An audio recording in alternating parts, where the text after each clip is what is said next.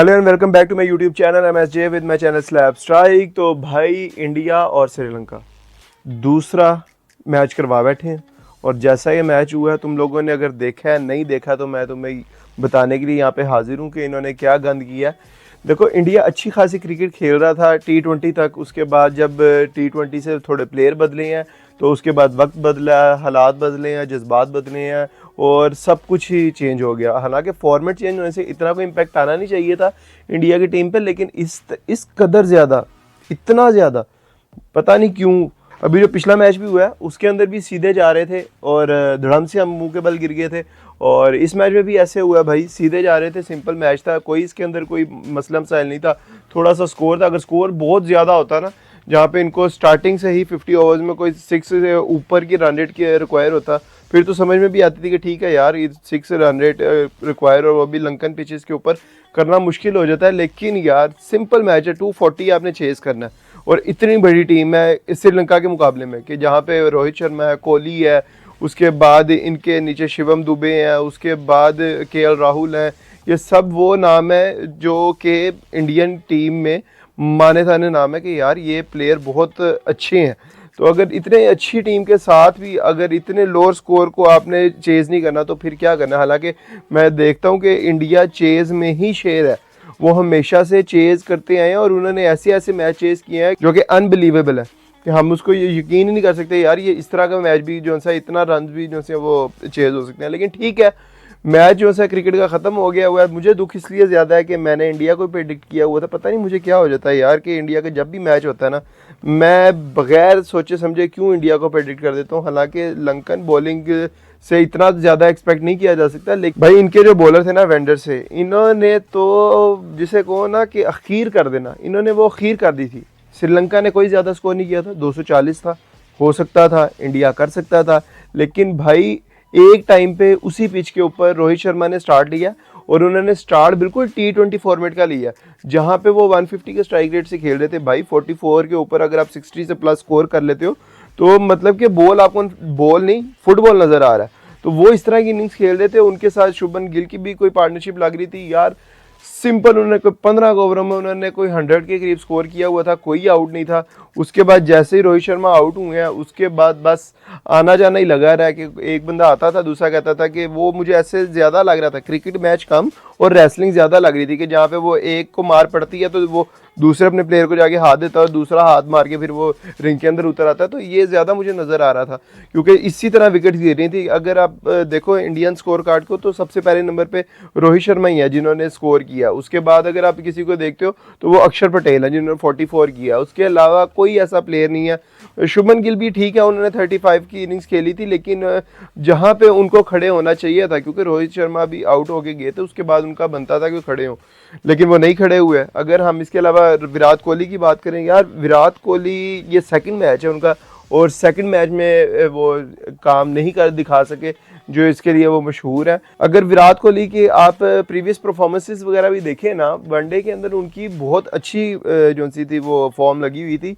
लेकिन ये जो दरमियान में वर्ल्ड कप आया है ना, उस वर्ल्ड कप में जो सा उन्होंने स्कोर वगैरह नहीं किए ना, आई थिंक वो प्रेशर अब इनके ऊपर इधर भी बना हुआ है। हालांकि वो फाइनल में उन्होंने 70 जो स्कोर किया था उसकी वजह से इंडिया वर्ल्ड कप जीता था, लेकिन उससे पहले की अगर उनकी फॉर्म देखी जाए ना तो उन्होंने जितने मैचेस खेले थे उसके अंदर उनका 30 प्लस भी स्कोर नहीं था। तो हालांकि फाइनल के बाद उनको इस प्रेशर से निकल आना चाहिए था, लेकिन मुझे लग रहा है उनकी बॉडी लैंग्वेज को देखते हुए भी कि शायद वो अभी उस प्रेशर से बाहर नहीं निकले। क्योंकि अगर इससे पहले देखा जाए वो 23 के वर्ल्ड कप में उन्होंने अच्छी फॉर्म लगी हुई थी उनकी और वो अच्छा परफॉर्म कर रहे थे। उसके बाद IPL आया, IPL में भी इस बार वो लीडिंग रन स्कोरर थे। उसके बाद जब ये वर्ल्ड कप आया तो वर्ल्ड कप के अंदर वो थोड़ा फ्लॉप रहे हैं, थोड़ा सा वो लंबा भी हो गया था टाइम। लेकिन उसके बाद फाइनल में जिस तरह की उन्होंने खेली थी तो उस इनिंग्स के बाद लग रहा था कि ये वापस आ जाएंगे। लेकिन ठीक है, उनकी नहीं लगी, उस बारी नहीं लगी। लेकिन पूरी टीम अगर विराट कोहली पे डिपेंड करती रहेगी तो ये बात तो सरासर ही गलत होगी कि बाकी के प्लेयर्स भी हैं। और रोहित शर्मा जिस कॉन्फिडेंस के साथ, जिस स्ट्राइक रेट के साथ खेल रहे थे भाई, वो नज़र आ रहा था कि पिच किस तरह की है। मुश्किल थी, स्पिनर के लिए सूटेबल थी, लेकिन वो इतनी भी सूटेबल नहीं थी कि वहाँ पे लगान मूवी के कचरा जैसी स्विंग हो, जहाँ पे 2-2 गज का बॉल टर्न ले रहा हो, इतनी ज़्यादा भी नहीं थी। लेकिन हाँ, थोड़ा सा अगर संभल के खेलते तो हो भी सकता था, क्योंकि अक्षर पटेल को देखे, उन्होंने आके 100+ स्ट्राइक रेट के साथ अगर 44 किया, वो उनके साथ बैड लक हो गई। वो एज वो शॉट कहीं और खेलना जा रहे थे, लेकिन सीधा बॉलर के हाथ में बॉल चला गया था। तो अगर ओवरऑल मैच को देखा जाए तो श्रीलंका के इसमें जो ये बॉलर थे, इन्हीं का ही कमाल था। बैट्समैन कोई इतना उनकी गलतियां नहीं थी, वो उनकी बॉलिंग आउटस्टैंडिंग थी। क्योंकि अगर आप इस मैच को तुम लोगों ने देखा है कि नहीं देखा, लेकिन अगर तुम लोगों ने देखा होता ना, तो तुम्हें पता चलता है कि पहले जो 6 आउट है ऊपर के, वो सब के सब इसी बॉलर ने किए हैं भाई। सबसे पहले इसने रोहित शर्मा को पकड़ा, फिर उसके बाद इसने शुभमन गिल को पकड़ा, उसके बाद शिवम दुबे को भी इसने कर लिया, फिर विराट कोहली को भी इसी ने कर लिया, उसके बाद श्रेयस अय्यर आए, वो भी भाई बाहर चले गए। इसी तरह बस वो पहले की जितनी विकेट्स थी वो भाई सारी रह गई हैं। उसके बाद असलंका जो से वो आगे, कैप्टन ने आगे भाई वहाँ पे बॉलिंग करना शुरू कर दी। हालांकि कैप्टन को पहले ओवर में जो सा वो 14 स्कोर लग गया था, लेकिन बाद में जब उसने 4 ओवर अपने कंप्लीट किए थे, 2 आउट किए हुए थे, 3 आउट किए हुए थे, तब उसको सिर्फ 15 स्कोर लगा हुआ था। वो मेडन ओवर करके भाई उसने बाद की 2-3 आउट किए हैं, और 6 उसने आउट किए हुए थे, 3 असलंका ने आउट किए, 1 रन आउट हो गया। अल्लाह अल्लाह खैरी से लगा, 10 विकेटें यूं ही गिर गई, और जो सा इंडिया वो ये मैच हार गया।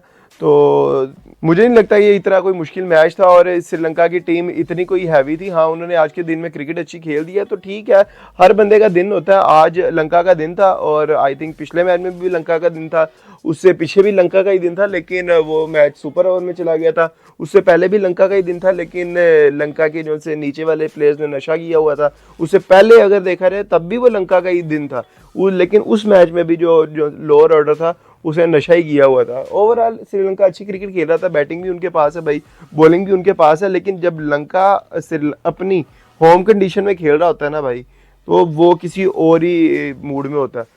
तो इस मैच में वनडे में यही नज़र आया कि वो किसी और ही मूड में थे, और उन्होंने मैच जीत भी लिया। और अब जो सा अनडिफीटेबल जो सी उनकी ये विन है, क्योंकि ये सीरीज़ 3 वनडे की थी, और फर्स्ट जो सा वो टाई हो गया था, सेकंड श्रीलंका जीत गया। अब नेक्स्ट जो सा अगर इंडिया जीत भी जाता है, तो वो सीरीज़ जो सी है वो 1-1 से लेवल हो जाएगी। और T20 में तो वैसे ही इंडिया ने क्लीन स्वीप कर दिया था। मैन ऑफ द मैच की अगर बात की जाए तो भाई प्लेयर ऑफ द मैच तो यही थे वेंडर से, और इनके 6 आउट की वजह से जो श्रीलंका को ये वाली विन मिली है, तो ठीक है, हमने उनकी बॉलिंग को एंजॉय किया, मैच को भी एंजॉय किया। आज जो मैं पिछले मैच में बात कर रहा था ना कि यार इधर क्राउड नहीं आ रहा, इस मैच में मज़ा आया भाई। क्राउड के साथ ही मैच देखने का मज़ा आता है, चाहे वो ODI हो, T20 हो, टेस्ट भी हो। अगर टेस्ट भी अगर आप देख रहे हैं ना, तो वहाँ पे अगर आपको हाउसफुल मिलेगा ना, बेशक वो डेड मैच हो रहा हो, तो वो एक क्राउड की एनर्जी की वजह से ना वो मैच भी इंटरेस्टिंग हो जाता है। ये चीज़ें इम्पैक्ट डाल रही होती हैं गेम के ऊपर।